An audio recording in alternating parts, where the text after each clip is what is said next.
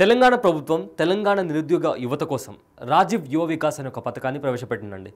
అయితే దానికి సంబంధించి ఇవాళ ఒక కొత్త అప్డేట్ వచ్చింది. అంటే ఈ అప్డేట్లో ఈ పథకం కింద ఎవరు అర్హులు, దానికి అప్లై చేసుకోవడానికి విధానం ఏంటి, అండ్ అప్లై చేసుకునేటప్పుడు కావాల్సిన డాక్యుమెంట్స్ ఏంటి అనేది కూడా కంప్లీట్గా ఒక రిపోర్ట్ వచ్చింది. దానికి సంబంధించి ఒక కొత్త అప్డేట్ వచ్చింది. సో ఈ అప్డేట్లో కంప్లీట్ డీటెయిల్స్ ఉన్నాయి.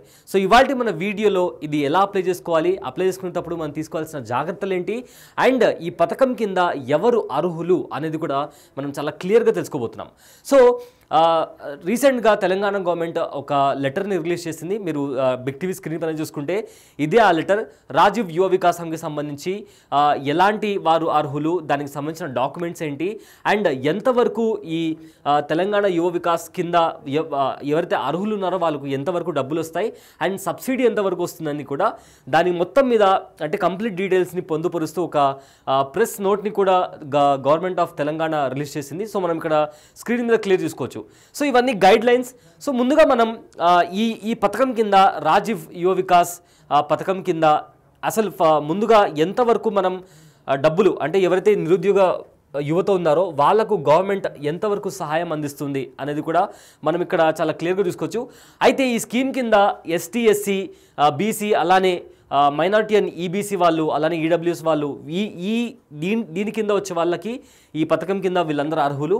అండ్ అయితే ఇంకా చూసుకుంటే ఈ ఎకనామిక్ సపోర్ట్ సిస్టమ్ కింద ఈ స్కీమ్ కింద 50,000 నుంచి స్టార్ట్ చేసుకుంటే మొత్తం 4 లక్షల వరకు ఈ స్కీమ్ కింద రుణాలు ఇచ్చే అవకాశాన్ని ప్రభుత్వం ప్రవేశపెట్టింది. సో ఇక్కడ ఫస్ట్ అయితే 50,000 చూసుకుంటే దానికి సబ్సిడీ 100% సబ్సిడీ వస్తుంది. అంటే మీరు తిరిగి ఎలాంటి మళ్ళీ రిటర్న్ కట్టాల్సిన అవసరం లేదు. కానీ 50,000 ₹1 నుంచి ₹1,00,000 వరకు అయితే 90% సబ్సిడీ వస్తుంది. 10% బ్యాంక్ లోన్, అంటే మీరు 10% బ్యాంక్ లోన్ని రిటర్న్ పే చేయాల్సి వస్తుంది.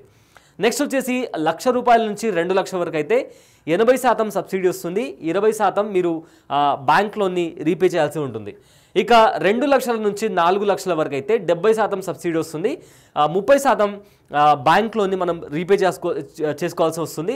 ఇకపోతే ఒకవేళ మైనర్ ఇరిగేషన్ వాళ్ళు ఉన్నారు, లేదా వనరబుల్ గ్రూప్స్ అంటే ఈ ట్రాన్స్జెండర్ వాళ్ళు కావచ్చు, లేదా మైగ్రేట్ అయిన వాళ్ళు కావచ్చు, లేదా డిజబిలిటీ ఉన్న వాళ్ళు కావచ్చు, వీళ్లకు ₹1,00,000 వాళ్ళకు రుణం ఇస్తే 90% దాంతోపాటు ఇంకో 10% ఈఎంఎఫ్ కింద సబ్సిడీ వస్తుంది. వాళ్ళు అంటే కంప్లీట్ వాళ్ళకు ఎలాంటి మళ్ళీ రీపే చేయాల్సిన అవసరం లేకుండా వీలు కల్పిస్తూ ప్రభుత్వం ఈ పథకాన్ని తీసుకొచ్చింది. అయితే దీనికి సంబంధించి ఫర్దర్గా ఎవరు అర్హులు, అండ్ దాంతోపాటు దీనికి ఈ స్కీమ్ని అప్లై చేసుకోవడానికి కావాల్సిన డాక్యుమెంట్స్ ఏంటి, అండ్ ఎక్కడ అప్లై చేసుకోవాలి, అప్లై చేసుకున్న తర్వాత ఆ ఫామ్ని ఎక్కడ సబ్మిట్ చేయాలి అనే దాని వివరాలు కూడా మనము కంప్లీట్గా తెలుసుకునే ప్రయత్నం చేద్దాం. గవర్నమెంట్ తరపు నుంచి రిపోర్ట్ వచ్చిందో దాంట్లో ఇంకా క్లియర్గా ఏజ్ లిమిట్ ఎంత ఉండాలి, అండ్ అప్లై చేసుకునేటప్పుడు డాక్యుమెంట్స్ ఏమి ఉండాలి అని కూడా చాలా క్లియర్గా మెన్షన్ చేశారు. సో ఒకసారి ఏజ్ లిమిట్ చూసుకుంటే for non agricultural schemes as of July 1st of implementation 21 to 55 years age limit ఉండాలండి. అంటే ఒకవేళ మీరు నాన్ అగ్రికల్చరల్ సెక్టార్స్ కింద ఈ స్కీమ్ కింద మీరు రాజీవ్ యువ వికాస్ స్కీమ్ కింద మీరు అప్లై చేసుకుంటుంటే మీ ఏజ్ వచ్చేసి 21 నుంచి 55 years వరకు ఉండాలి. Or for non agriculture and allied sectors, అంటే అగ్రికల్చర్కి సంబంధించి ఆర్ దానికి అలైడ్ సెక్టార్కి సంబంధించి మీరు ఒకవేళ ఈ స్కీమ్ కింద మీరు అప్లై చేసుకోవాలనుకుంటే మీ ఏజ్ వచ్చేసి 21 నుంచి 60 years వరకు ఉండాలి. సో ఇది ఏజ్కి సంబంధించిన రూల్స్ అండ్ రెగ్యులేషన్స్. ఇకపోతే కాలమ్ నెంబర్ 4లో డాక్యుమెంట్స్ రిక్వైర్డ్. ఒకవేళ మీరు రాజీవ్ యువ వికాస్ స్కీమ్ కింద మీరు అప్లై చేసుకోవాలనుకుంటే ఎలాంటి డాక్యుమెంట్స్ కావాలి అనేది కూడా చాలా క్లియర్గా ఇక్కడ మెన్షన్ చేస్తుంది. ఒకసారి మీకు స్క్రీన్ మీద క్లియర్గా చూపించే ప్రయత్నం చేస్తాను. ఇక్కడ డాక్యుమెంట్ రిక్వైర్డ్కి సంబంధించి ఫస్ట్ మనకు ఆధార్ కార్డ్ కావాలి. ఆధార్ కార్డ్, దాని తర్వాత రేషన్ కార్డ్. ఒకవేళ మీ దగ్గర రేషన్ కార్డ్ లేకపోతే ఇన్కమ్ సర్టిఫికేట్, అంటే మీకు ఇయర్ మొత్తంలో ఎంత ఇన్కమ్ వస్తుంది అనేది కూడా ఇన్కమ్ సర్టిఫికేట్ కావాలి. ఆర్ రేషన్ కార్డ్, రెండిట్లో ఏదో ఒకటి సబ్మిట్ చేయొచ్చు. దాంతోపాటు caste certificate issued after Telangana formation. Telangana divide అయిన తర్వాత, అంటే ఉమ్మడి ఆంధ్రప్రదేశ్ నుంచి తెలంగాణ డివైడ్ అయిన తర్వాత మీ క్యాస్ట్ సర్టిఫికేట్, అంటే మీరు తెలంగాణ గవర్నమెంట్ నుంచి మీకు ఇవ్వబడిన క్యాస్ట్ సర్టిఫికేట్ ఉండాలి. దాంతోపాటు permanent driving licence for transport sector schemes, అంటే ఈ స్కీమ్ కింద మీరు ట్రాన్స్పోర్ట్ సెక్టార్ చూస్ చేసుకుంటే మీకు సంబంధించిన డ్రైవింగ్ లైసెన్స్ అనేది చాలా ఇంపార్టెంట్, అది ఖచ్చితంగా ఉండాలి. అండ్ ఆల్సో పట్టాదార్ passbook for agricultural schemes. So ఈ స్కీమ్ కింద మీరు అగ్రికల్చరల్ సెక్టార్ సెలెక్ట్ చేసుకుంటే దానికి మీ ఏదైతే పట్టాదార్ పాస్బుక్ ఉందో ఆ పట్టాదార్ పాస్బుక్ కూడా కంపల్సరీ కావాలి. అండ్ ఆల్సో SADAREM సర్టిఫికేట్, దాంతోపాటు పాస్పోర్ట్ సైజ్ ఫోటో, దాంతోపాటు వనరబుల్ గ్రూప్ సర్టిఫికేషన్. అంటే వనరబుల్ గ్రూప్ అంటే ఒకవేళ మీరు ట్రాన్స్జెండర్ కమిటీకి సంబంధించి కావచ్చు, లేదా మీలో ఏదైనా డిసేబిలిటీ ఉన్నా, లేదా విడో ఉమెన్ ఉన్నా, సో వాళ్ళు ఆ కేటగిరీ వాళ్ళైతే సర్టిఫికేట్ ఉండాల్సిన అవసరం ఉంది. అంటే certified by mandal level committee. Level committee ఇచ్చిన సర్టిఫికేట్ని కూడా మీరు ప్రవేశపెట్టాల్సి ఉంటుంది. ఇంకోసారి చెప్పే ప్రయత్నం చేస్తాను. డాక్యుమెంట్స్ వచ్చేసి ఆధార్ కార్డ్, రేషన్ కార్డ్ లేదా ఇన్కమ్ సర్టిఫికేట్ కావాలి, caste certificate issued after Telangana formation, permanent driving licence for transport sector schemes, and also పట్టాదార్ పాస్బుక్ కావాలి, SADAREM సర్టిఫికేట్ కావాలి, అలానే పాస్పోర్ట్ సైజ్ ఫోటోగ్రాఫ్ కావాలి, వనరబుల్ గ్రూప్ సర్టిఫికేషన్. సో ఇవి కావాల్సిన డాక్యుమెంటేషన్. సో ఫర్దర్గా ఇంకా ఎలాంటి కండిషన్స్ ఉన్నాయి అంటే, ఇప్పుడు ఒక ఇంట్లో ఒక 2-3 ఉంటే అందరికీ ఈ స్కీమ్ కింద వాళ్ళు అందరు అర్హులు కాదు, ఇంట్లో నుంచి ఒక్కరు మాత్రమే. సో ఇక్కడ చూసుకుంటే one household shall be limited to 1 self employment scheme with a period of 5 years. So ఈ 5 సంవత్సరాల కాలంలో ఒకరికి మాత్రమే ఈ స్కీమ్ కింద అర్హత పొందే అవకాశం ఉందని కూడా ఈ పాయింట్లో మెన్షన్ చేశారు. అండ్ ఆల్సో ఫస్ట్ ప్రిఫరెన్స్, ఈ స్కీమ్ని అప్లై చేసుకునేటప్పుడు ఫస్ట్ ప్రిఫరెన్స్ ఎవరికి ఇస్తారు అనేది కూడా ఇక్కడ చాలా క్లియర్గా రాస్తుంది. Candidate availing the ESS for the first time. అంటే ఎంప్లాయ్మెంట్ స్కీమ్ కింద for the first time apply చేసుకున్న వాళ్ళకు ఫస్ట్ ఎవరైతే అప్లై చేసుకుంటారో వాళ్ళకు ఫస్ట్ ప్రిఫరెన్స్ ఇస్తారు. అండ్ దాంతోపాటు women candidate minimum 25% of total target. అంటే ఉన్న ఈ స్కీమ్స్లలో ఆల్మోస్ట్ ఒక 25% ఎక్కువగా మహిళలకు ప్రిఫరెన్స్ ఇచ్చే అవకాశం ఉందని కూడా చెప్తున్నారు. And also persons with disabilities, అంటే ఫిజికల్లీ హ్యాండిక్యాప్ వాళ్ళు ఉంటారు కదా, వాళ్లకు 5% మినిమం ఒక 5% వాళ్లకు కేటాయించే అవకాశం కూడా కనిపిస్తుంది. And also family members of martyrs of Telangana agitation and SC sub classification agitation. అంటే తెలంగాణ ఫార్మేషన్ అప్పుడు, తెలంగాణ ఉద్యమం జరిగేటప్పుడు ఎవరైతే ఉద్యమం కోసం తమ ప్రాణాలను పణంగా పెట్టి తెలంగాణ ఉద్యమంలో పాల్గొన్నారో వాళ్లకు ప్రయారిటీ అనేది ఇవ్వడం జరుగుతుంది. అండ్ ఆల్సో షెడ్యూల్ కాస్ట్లో సబ్ క్లాసిఫికేషన్స్ ఉంటాయి, సో వాళ్ళకు కూడా ప్రిఫరెన్స్ ఇవ్వడం జరుగుతుంది. అండ్ దాంతోపాటు candidates with existing skills in self employment. For example ఒక అగ్రికల్చర్ సెక్టార్ కింద మీరు ఈ స్కీమ్కి అప్లై చేసుకున్నారు, సో ఆ సెక్టార్లో మీకు స్కిల్స్ ఉంటే సో ఆ స్కిల్ బేస్డ్ మీద కూడా ఈ రాజీవ్ యువ వికాసం కింద అర్హులను ఎంపిక చేయడం జరుగుతుందని కూడా ఇక్కడ చాలా క్లియర్గా మెన్షన్ చేసిన పరిస్థితి మనం చాలా క్లియర్గా చూడొచ్చు. అండ్ దాంతోపాటు registration, most important point, registration ఎలా చేసుకోవాలి, చేసుకునేటప్పుడు ఏ పోర్టల్లో వెళ్ళాలి అనేది కూడా అక్కడ చాలా క్లియర్గా మెన్షన్ చేసింది. అది కూడా మీకు ఎక్స్ప్లెయిన్ చేసే ప్రయత్నం చేస్తాను. Eligible candidate must register on OBMMS. అంటే TGOBMMS అనే ఒక ఆన్లైన్ పోర్టల్ ఉంటుంది. సో మనం బయటికి వెళ్ళి అప్లై చేసుకోవడానికి వీలు కాకపోతే TGOBMMS అనే పోర్టల్ ఉంటుంది, ఆ పోర్టల్లో వెళ్ళి అప్లై చేసుకోవాల్సి వస్తుంది. దాని తర్వాత candidate must download the filled in application form and submit the hard copy along with the required documents at mandal Praja Palana సేవా కేంద్రాలు.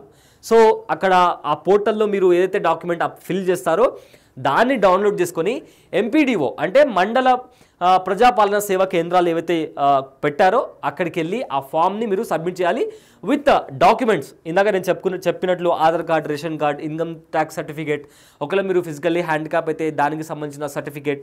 సో ఇవన్నీ దీంతోపాటు ఇవన్నీ మీరు తీసుకుని వెళ్ళి అక్కడ MPDO అంటే మండల ప్రజా సేవా కేంద్రాలు ఉంటాయి కదా, అక్కడ ఇవ్వాల్సి ఉంటుంది. అక్కడ help desk shall be established at Mandala Prajapalana Seva Kendralu to assist applicants with online registration process.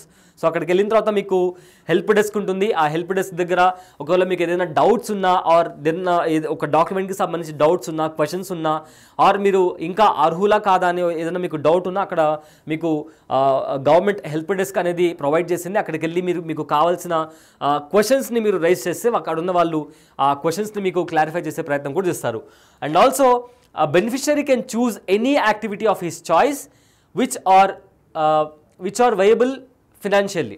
So అతను ఏ సెక్టార్కి అతను అర్హుడు అని అతనికి అనిపిస్తుందో, సో తనకు ఏ ఫినాన్షియల్ పార్ట్ కింద తనకు ఈ స్కీమ్ కింద తను అప్లై చేసుకోవాలి అనుకుంటున్నాడో దాన్ని అతను క్లియర్గా అర్థం చేసుకొని అతను అప్లై చేసుకునే పరిస్థితి కూడా ఇక్కడ క్లియర్గా గవర్నమెంట్ కనిపించింది.